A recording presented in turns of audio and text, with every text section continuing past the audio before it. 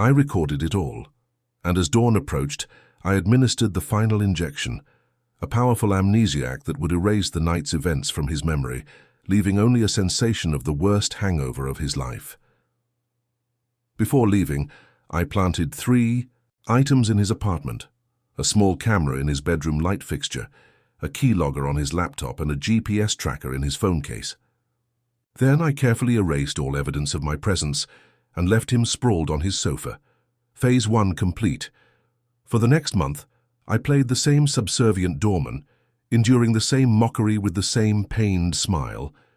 But inside, everything had changed. I was gathering intelligence on all 3 men now, building comprehensive profiles of their vulnerabilities. Victor Harrington's unfaithful wife, Lawrence Phelps's fraudulent accounting practices at his investment firm, Mark Jeffries' mountain of fireable offenses. Knowledge is power, but timing is everything. I chose Valentine's Day for my next move. Jeffries had been particularly brutal that morning, mimicking my posture and voice for the entertainment of some guests. "Welcome to the pinnacle where we value your presence more than our dignity," he had simpered, sending his audience into peals of laughter. That night a card arrived at his condo, hand-delivered plain white envelope. Inside, a single sheet of heavyweight paper with 2 sentences printed in elegant script. "I know what you did to Robert Jeffries on August 17, 2010. The police will too, unless you leave Chicago by morning." Attached was a transcript of his drugged confession about his father's death, along with reproductions of news articles about the accident. Through my planted camera, I watched him read it, watched his face contort with confusion, then panic. Watched him frantically pack a bag, empty his safe, and make a series of increasingly desperate phone calls that went unanswered at the late hour. By 3 a.m., his condo was empty. By 6 a.m., his German sports car was no longer in its assigned parking space. By 9 a.m., he had failed to report for his shift at the Pinnacle for the first time in 7 years. He never returned. The hotel management reported his disappearance to the police, of course. A brief investigation found nothing suspicious, just a man who had apparently decided to leave suddenly. His mother received a text saying he needed space. His resignation arrived by email. His bank accounts were gradually drained through ATM withdrawals across the Midwest, moving steadily westward, all courtesy of the access I had gained that snowy night, the accounts I now controlled, the identities I now puppeteered from a distance. As far as anyone knew, Mark Jeffries had simply abandoned his life. In reality, he was exactly where I had carefully positioned him, in a state of perpetual flight from a threat only he understood. 1 down, 2 to go. Victor Harrington was next, the silver-haired marketing executive who never bothered to learn my name correctly, whose casual dismissal extended to everyone he deemed beneath him, including his wife Angela. Angela Harrington was a classic trophy, 15 years younger, former model, surgically maintained to perfection. She was also desperately unhappy, as I had observed over 3 years of opening doors for her, calling cabs, holding umbrellas. Unlike her husband, she remembered my name, asked about my weekend occasionally, treated me like a human being. I almost felt guilty about involving her in what came next, almost. Through my network of surveillance, I had confirmed what hotel staff had long suspected. Victor was a serial philanderer who maintained a pied-à-terre specifically for entertaining mistresses. Angela, meanwhile, drank too much at charity functions and flirted with younger men, though I had seen no evidence she had actually crossed the line into infidelity. My task, then, was to create that evidence. Angela's weakness was validation. Victor's was control. I would use both. Phase 1 involved a carefully orchestrated coincidence at the Chicago Athletic Club, where both Victor and I were members, he in the premium tier, I in the basic, affordable only because of an employee discount. For weeks I adjusted my workout schedule to casually overlap with Angela's regular Tuesday-Thursday training sessions. Eventually, the inevitable small talk began. Recognition, "Aren't you from the Pinnacle?" followed by polite conversation, followed by occasional post-workout smoothies at the club's juice bar. I was meticulously careful to remain appropriate, friendly but professional, attentive but respectful. By March, She was confiding in me about her marital frustrations. By April, she was texting occasionally, innocent messages about workout schedules or protein shake recommendations. By May, I had established myself as the sympathetic ear, the supportive friend, the man who actually saw her, all while continuing to open doors for her unfaithful husband with the same servile smile. The culmination came in early June. Victor T. was away at a marketing conference in San Diego, actually spending the weekend with his latest assistant at a beachfront hotel, as my surveillance confirmed. Angela, lonely and particularly vulnerable after a fight before his departure, accepted my suggestion of dinner at a downtown restaurant as friends. 3 precisely timed martinis into the evening, my carefully cultivated persona, respectful, attentive, compassionate, had achieved its purpose. Angela's hand rested on mine as she confessed how invisible she felt in her marriage. "He doesn't see me, Richard. Not anymore. Maybe he never did." "I see you," I replied simply, meeting her eyes with calculated intensity. What followed was exactly as I had anticipated: her invitation for one more drink at her penthouse apartment, the emotional conversation on her white leather sofa, the inevitable moment when gratitude and attraction overcame marital vows. As we moved to her bedroom, I maintained my dual awareness, fully present in the physical encounter, while carefully noting the security vulnerabilities of the Harrington home. The alarm code she casually disabled, the location of Victor's home office, the passwords visible on sticky notes beside her computer. The sex itself was a performance on my part, attentive, generous, focused entirely on her pleasure. Not because I cared for her satisfaction, but because I needed the experience to be memorable enough, validating enough that she would want to repeat it, become careless about it, leave evidence of it. "That was," she breathed afterward, trailing manicured fingers across my chest. "I never expected—" "Neither did I lied, pressing a gentle kiss to her forehead. "But I've noticed you for a long time, Angela." That night established the pattern that would continue through the summer. Clandestine meetings when Victor traveled, encrypted messages between us, the gradual accumulation of digital and physical evidence I would later use, all while I continued, holding doors, carrying luggage, fetching taxis, the invisible servant whose name Victor still couldn't bother to remember correctly. "Thanks, Ricardo," he would say dismissively, pressing a minimal tip into my gloved palm. "Richard, sir," I would correct with a deferential smile, knowing I had just left his wife's bed hours earlier. By August, I had everything I needed: explicit photos, compromising texts, video from Angela's bedroom, courtesy of a small device I'd planted during our second encounter. Most crucially, I had access to all of Victor's accounts, passwords, and private files, thanks to information gathered during my visits to their home. But I didn't strike immediately. Patience had become my greatest weapon. I continued the affair, continued my surveillance of Lawrence Phelps, continued playing the perfect doorman. I was building toward a synchronized conclusion, the systematic dismantling of all 3 men who had made my humiliation their daily entertainment. The opportunity arrived in early September. The small package arrived at exactly 9:17 a.m. on a Tuesday. Plain brown wrapping, no return address, just Victor Harrington's name and office location printed in a font that looked like handwriting but wasn't. Inside was a single photograph. His wife Angela, naked in a hotel bed that wasn't theirs, her legs wrapped around a man whose face was artfully obscured by shadow. Scrawled across the back in red ink were 5 words. She called me Big Rich. Victor's coffee mug shattered against his office floor, but no one came running at the sound. They were all gathered in the lobby of the Pinnacle Hotel, laughing at the doorman again. The same doorman who had smiled through their mockery for 3 long years. The same doorman who had opened the door for Angela just last week, tipping, his hat with that servile smile they all found so pathetic. The same doorman who had now vanished, precisely 1 day after Mark Jeffries, the hotel's cruelest manager, had also disappeared without a trace. Coincidences do happen. But as I watched Victor's face drain of color from my hidden vantage point across the street, I knew he wasn't thinking about coincidences. He was wondering if he was next, and he was right to worry. My name is Richard Keller.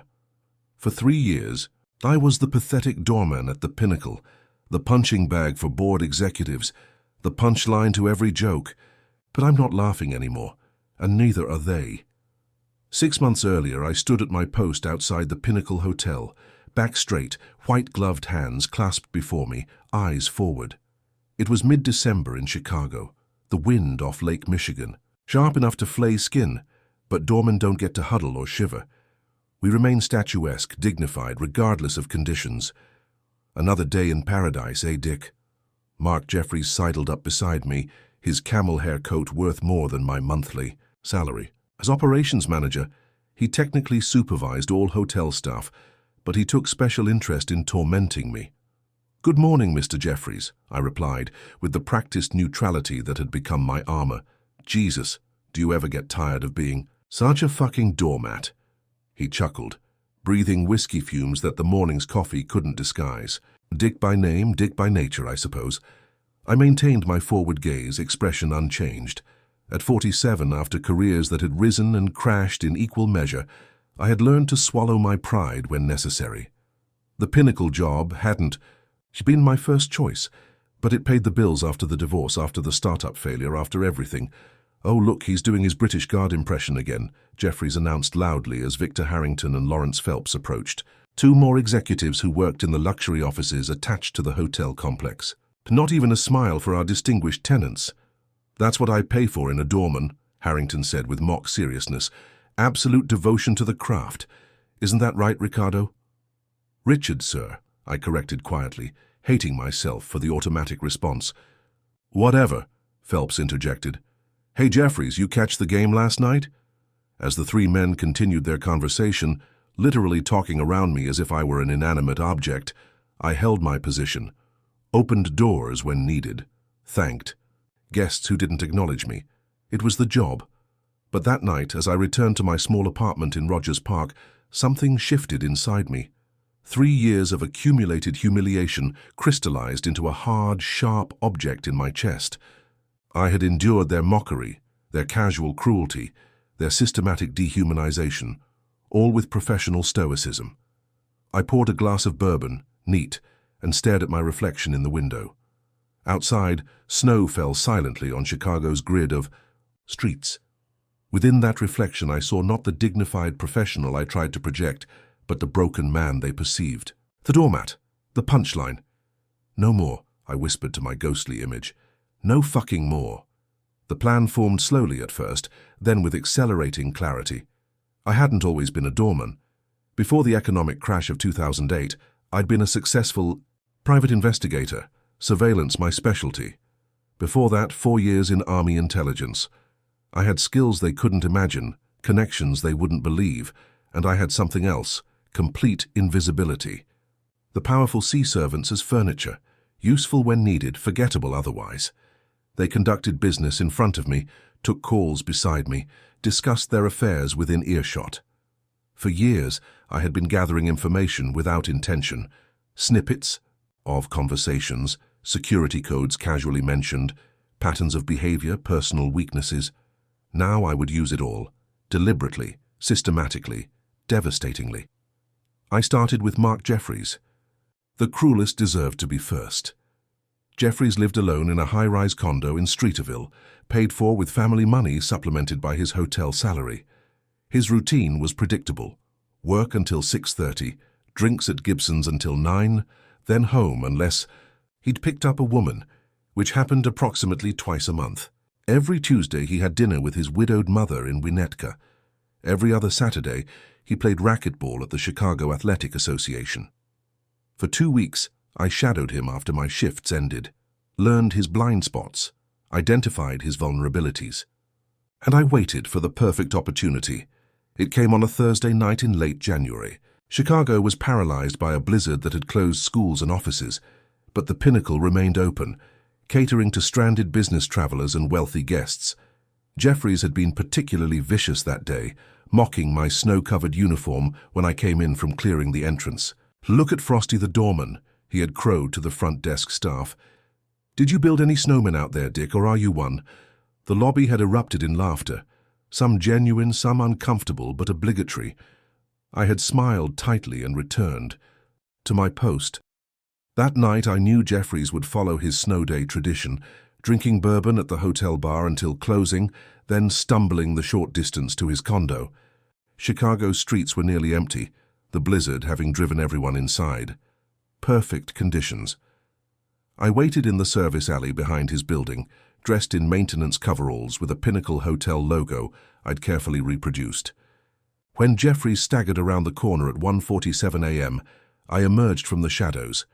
"Mr. Jeffries, there's been a pipe burst in your unit. The hotel sent me over." He peered at me through bourbon-glazed eyes, recognition flickering and fading. "Door man? What are you doing here?" "Richard, sir, from maintenance tonight, emergency call." I held up a fake work order. "Need to check your unit before water damages the one below." "Fucking perfect," he slurred. "Fine, whatever, come up."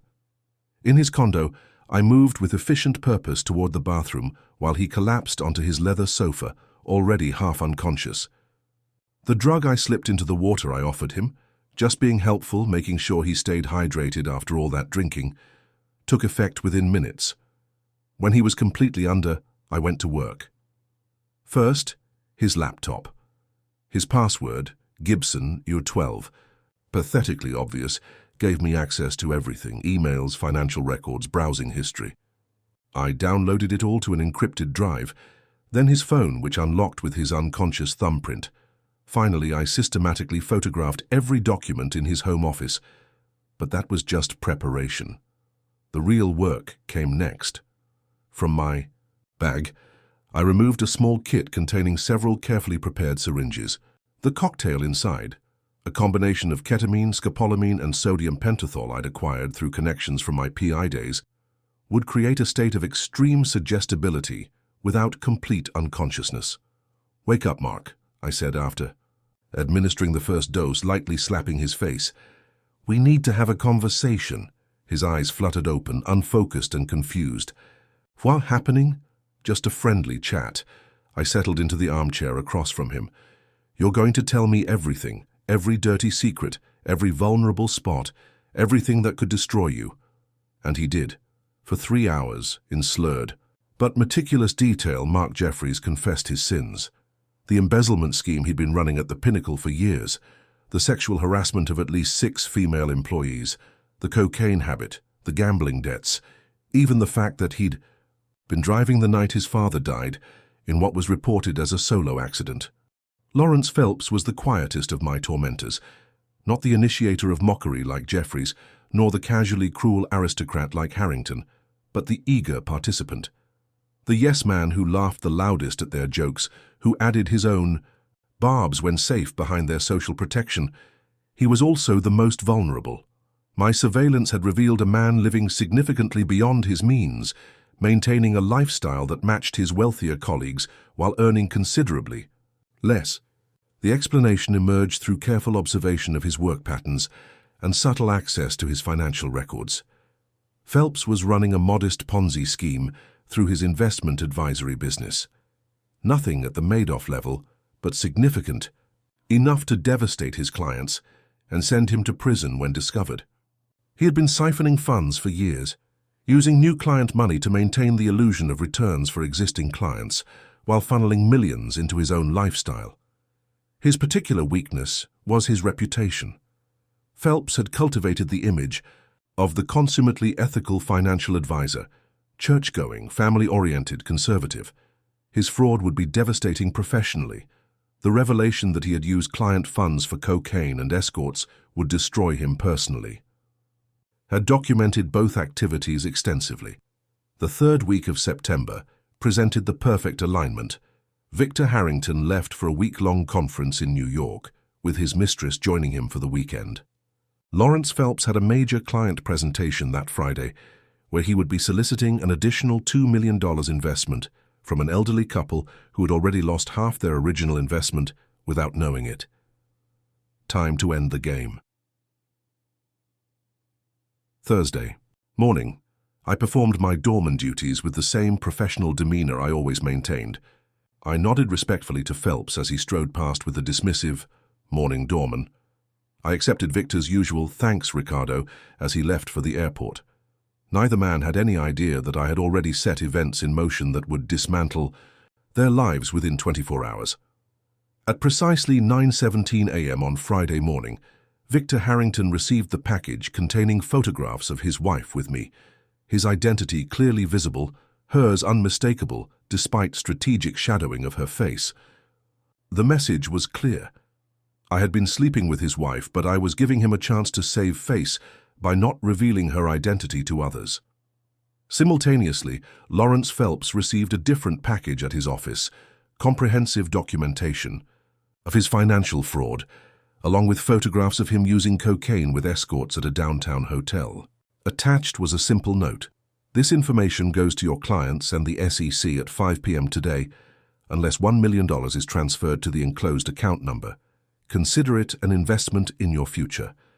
The amount was calculated precisely, large enough to be painful, small enough to be possible for him to gather quickly. The account was untraceable, set up through a complex chain of shells and offshore entities established during my PI days. From my surveillance position across from the pinnacle, I watched their reactions unfold in real time. Victor's coffee dropping, shock. Lawrence's panicked phone calls, the former frantically trying to reach his wife, who was conveniently in a digital detox spa retreat I had recommended. The latter liquidating accounts and calling in favors to raise the blackmail money. By 3 p.m., Lawrence had transferred the full amount to my untraceable account. By 4 p.m., Victor had left 3 increasingly threatening voicemails on my deliberately inactive phone, having finally realized who Big Rich must be. Neither man came to the hotel that day. Neither man knew what had happened to the other, or to Mark Jeffries months earlier. Each believed his crisis was isolated, personal. That illusion would be shattered on Monday morning. I didn't show up for my shift on Friday, didn't answer calls from hotel management, simply disappeared. A doorman walking away from his post after 3 years of perfect attendance. By Monday, the situation had evolved exactly as I had planned.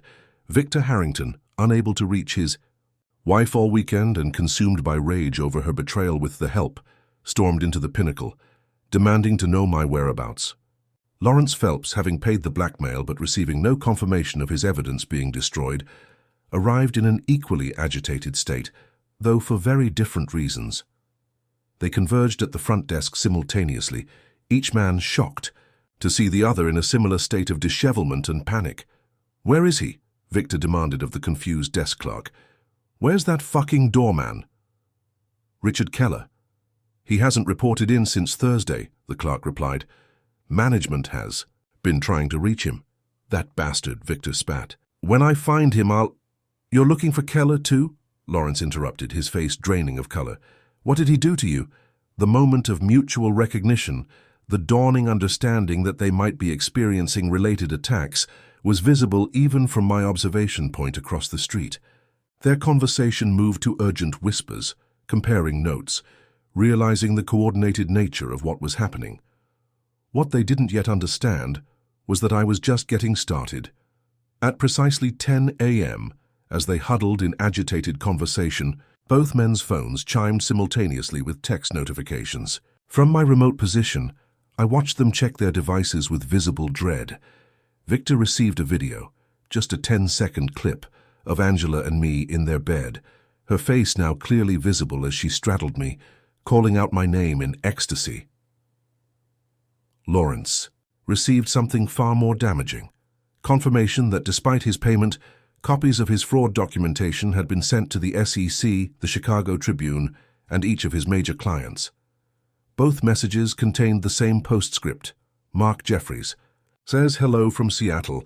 The chaos that followed was magnificent to witness. Lawrence literally collapsed into an armchair in the lobby, hyperventilating. Victor smashed his phone against a marble column before storming out to confront his wife, who had just returned from her spa weekend to find divorce papers waiting. By noon, federal agents had arrived at Lawrence's office with a search warrant. By 3 p.m., the Chicago Tribune published its first article about alleged massive fraud at Phelps Investments. By evening, Victor Harrington had been arrested for assaulting both his wife and the hotel manager, who tried to intervene in their screaming lobby confrontation.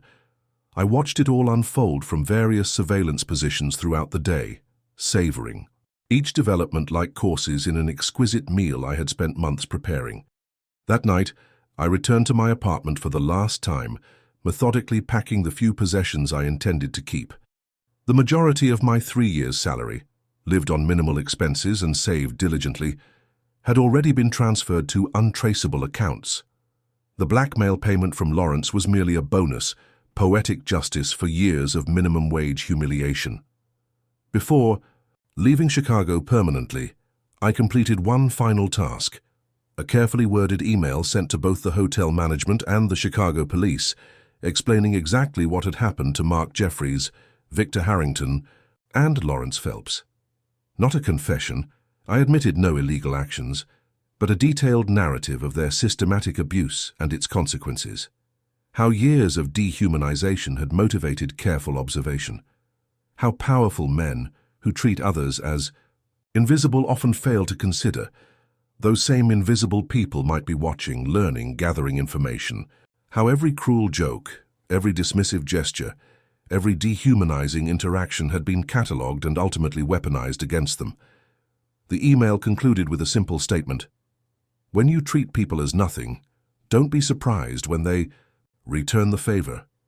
I was Richard Keller, the doorman you never really saw. Now I'm someone else entirely, and you'll never see me again.